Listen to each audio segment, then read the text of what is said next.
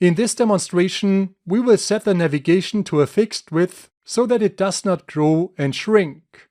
Let's switch to Visual Studio. As you saw in the previous clip, when you enter here a longer first name, then the navigation here grows. And when you make it shorter, it shrinks again.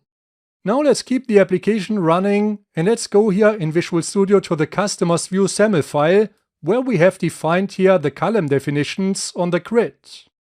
The navigation is in this column definition, and when you click the Move button, it is moved to this column definition. Now let's set the first column definition to a width of 260. Let me bring up the application again. As you can see, my full name is still visible. I tried the 260 pixels already before to check what is needed that the full name can be shown. But now, when I enter here an additional name, you can see that you get here a scroll bar. Exactly what we want. When you remove it, then the navigation does not grow or shrink anymore. But now there is another problem. When you click the Move button, you can see that this column still has a width of 260 pixels. Instead of this column should shrink to a width of 0 if it does not contain the navigation. Now let's go back to the SAML file.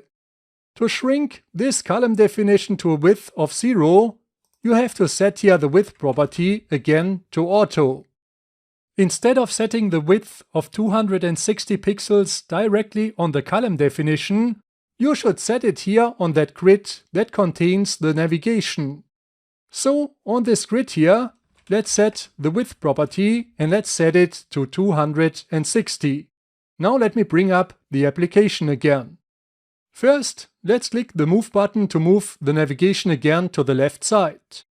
Now let's enter here an additional name and you can see you get again the scroll bar. Let's change it back to a shorter name and the navigation does not shrink anymore.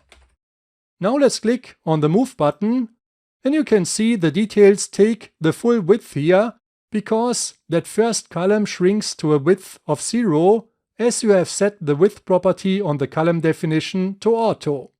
Great, so everything works as expected.